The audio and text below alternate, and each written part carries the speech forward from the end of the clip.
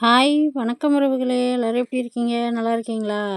இந்த சனிக்கிழமை அன்னைக்கு காலையில எடுத்த வீடியோங்க. அன்னைக்கு மாத்திரை போட்டுட்டு தூங்கிட்டேன். எழுந்திரிச்சு பார்த்தா 5:45 ஆயிடுச்சு. அதுக்கப்புறம் போய் அவசர அவசரமா வாசல்ல சாணம் தெளிச்சு கோலம் போடுறதுக்கு போனா, பெருக்கிட்டு என் வீட்டு பூனைக்குட்டி என்ன பாடுபடுத்துது பாருங்களேன். டைம் ஆயிடுச்சு. அவங்களுக்கு பால் ஊத்தி வைக்கல. எப்பவுமே நான் கொஞ்சம் நேரமே எழுந்து எல்லா வேலையும் முடிச்சுட்டு 6 மணிக்கெல்லாம் அவங்களுக்கு பால் ஊத்தி வச்சுருவேன்.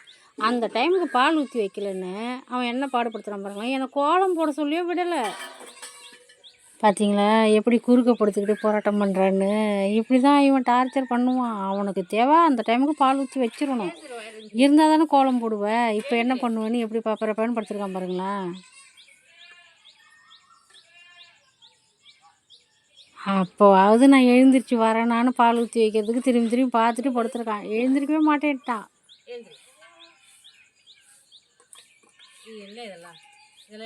அவன் படுத்து கிடந்த இடத்துல கோலத்தை கலைச்சி வச்சுட்டேனா, திரும்ப அது மேலே போட்டேனா, இவன் பண்ண டார்ச்சரில் கோலத்தை வேறு தப்பு தப்பாக போட்டு அதை திரும்ப கலைச்சிட்டு போட வேண்டியதாக போயிடுச்சு.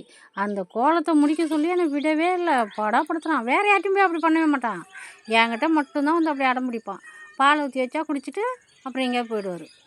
மற்ற யார்ட்டையும் போய் இப்படி அடம் பிடிக்க மாட்டான். இந்த அடம் பிடிக்கிற வேலை மட்டும் என்கிட்ட தான். அது ஏன்னு தெரியல. நீங்கள் வளர்க்குற பூனைக்குட்டியோ நாய்க்குட்டியோ இந்த மாதிரி பண்ணுதுன்னா கமெண்டில் சொல்லுங்களேன். இல்லை நான் வளர்க்குற பூனைக்குட்டி மட்டும் தான் என்கிட்ட இப்படி பண்ணுதான்னு தெரில.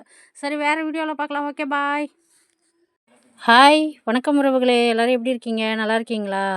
இன்றைக்கி காலையில் லேட்டாக தான் எழுந்தோம். 5:30 மணி ஆயிடுச்சு. எழுந்திருக்கவே முடியல. காலையில் நல்லா சுகமான தூக்கம் வருது. ஆனால் அப்போ தான் எழுந்திருக்க வேண்டியதாக இருக்குது. ரொம்ப சோம்பேறியாக இருக்குது. விடிய காலையில் நல்லா தூக்கம் வரும்போது. இந்த மாதிரி எத்தனை பேர் காலையில் தூக்கத்தில் எழுந்திருக்க கஷ்டப்படுறீங்கன்னு சொல்லுங்களேன், என்ன மாதிரி. அப்புறம் இது ராத்திரி எடுத்த வீடியோ தான். இன்றைக்கி விடிய காலையில் நான் லேட்டாக எழுந்தேனா, வாசலில் சாணம் தெளித்து கோலம் போட்டு வர்றதுக்குள்ளே என் பூனைக்குட்டி படாத பாடுபடுத்துது. கோலம் போட சொல்லியே விடலை. அதை கூட எங்கள் பாப்பா வீடியோ எடுத்து வச்சுருக்காங்க. நான் சாயந்தரம் 6 மணிக்கு போடுறேன் பாருங்களேன். இது உரப்படை தான். நைட்டு செஞ்சது. நாங்க வந்து அடன்னு சொல்லுவோம். நீங்க என்ன சொல்லுவீங்க? இதுக்கு பேர் சொல்லுங்க. அத அரிசி, பருப்பு, கடலப்பருப்பு, நான் கொஞ்சம் துவரம் பருப்பு ஊற வச்சுப்பேன். அப்பதான் நல்லா கிரிஸ்பியா சாஃப்ட்டாவும் இருக்கும், கிரிஸ்பியாவும் இருக்கும். அதனால ஊற வச்சுப்பேன்.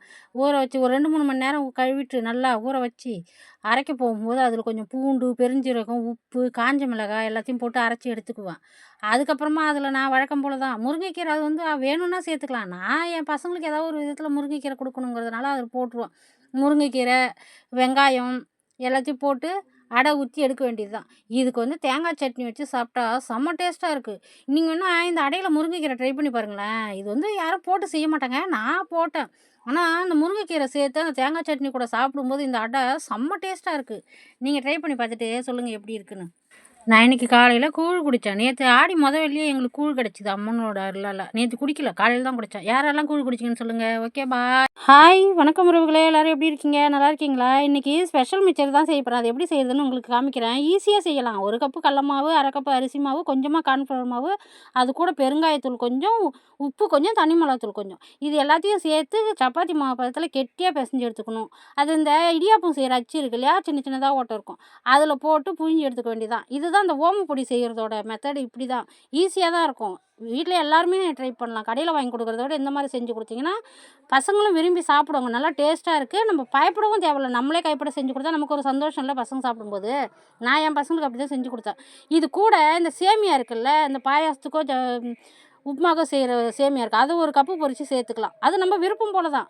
பொரிச்சா அது மிக்சர் கூட சேர்த்துக்கலாம், ஓமப்பொடி கூட. அப்புறம் கடலப்பருப்பு, பாசிப்பருப்பு, வேர்க்கடலை, முந்திரி பருப்பு விருப்பம் போல நம்ம என்ன வேணாலும் சேர்க்கலாம். ஆனா, இந்த கடலப்பருப்பு, பாசிப்பருப்பும் 2, 3 மணி நேரம் நல்லா தண்ணியில ஊற வச்சு, அத தண்ணிய வடிகட்டிட்டு ஒரு துணியில போட்டு ஈரம் இல்லாம உணர்த்தி எடுத்துக்கணும். காயக்கூடாது.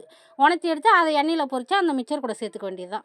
இவ்வளோ தான். இது 5 பொருளையும் அப்படியே எல்லாத்தையும் சேர்த்துட்டு, தேவையான உப்பு கலந்துக்கணும். நான் ஆல்ரெடி மாவுல உப்பு பெசஞ்சு பொரிச்சு எடுத்துருக்கேன் இல்லையா ஓமப்பொடிக்கு. அதனால திட்டமா நமக்கு தேவைன்ற அளவுக்கு உப்பு போட்டு, கருவேப்பிலை எண்ணெயில பொரிச்சு போட்டா, பூண்டு நசுக்கி போட்டுக்கணும். இது எல்லாத்தையும் கலந்து எடுத்து சாப்பிட்டா, இதுதான் மிக்சர் தயாராகிடுச்சா?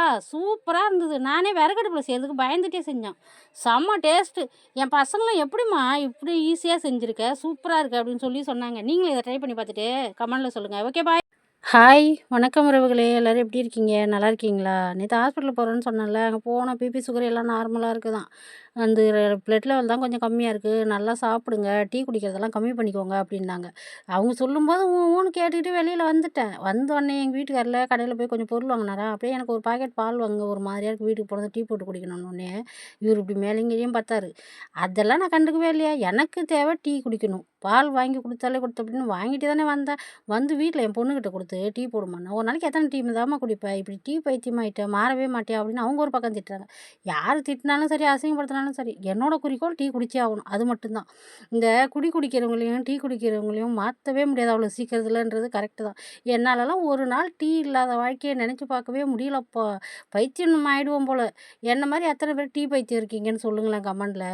டீ இல்லாமல் இருக்கிறத நினச்சி கூட பார்க்க முடியல, அப்புறம் எப்படி மறக்கிறது. அப்புறம் வந்தோடனே உனக்கு மட்டும் தேவைன்னு பால் வாங்கிட்டு வந்துட்டல, எங்களுக்கு எதுவும் ஸ்நாக்ஸ் வாங்கிட்டு வரலையான்னு பாப்பா திட்டினாங்க. அப்போ தான் ஞாபகம் வந்து, ஐயோ பசங்களுக்கு எதுவும் வாங்கிட்டு வரலையே அப்படின்னு. சரி வீட்டில் இருக்கிறத வச்சு நான் ஸ்நாக்ஸ் பண்ணி தரேன் அப்படின்னு சொல்லிட்டு இப்போ வீட்டில் வந்து நாட்டுக்கோழி முட்டை இருந்தது, அதை வேக வச்சு எடுத்துகிட்டு உருளைக்கிழங்கு அது எல்லாம். மாவு வந்து காலையில் சப்பாத்திக்கு பிசைஞ்ச மாவு கொஞ்சம் ஃப்ரிட்ஜில் இருந்தது, அதை எடுத்துக்கிட்டேன். அப்படியே அந்த வேக வச்ச உருளைக்கிழங்கு உடச்சி விட்டு அதில் வெங்காயம், பூண்டு, பெருஞ்சீரகம், சிக்கன் மசாலா, தனி மிளகாத்தூள், பெருங்காயத்தூள், உப்பு, மஞ்சத்தூள் இதெல்லாம் போட்டு கலந்து அப்படியே பச்சையாகவே எடுத்து வச்சுட்டேன். வெங்காயம் வதக்கலாம் இல்லை, எடுத்து வச்சு அதுக்கு மேலே முட்டையை வச்சு அப்படியே மடித்தேன். அதாவது நான் ஒரு ஷேப்பில் மடித்தா அது ஒரு ஷேப்பில் வருது. ஆக மொத்தம் எப்படியாவது ஷேப்பு இருந்தால் போதும். சாப்பிட டேஸ்ட்டாக இருக்கான்னு பார்த்தா செம்ம டேஸ்ட்டுங்க. பப்ஸு மாதிரி சூப்பராக இருந்தது. நீங்களும் ட்ரை பண்ணி பார்த்துட்டு சொல்லுங்கள். Okay bye.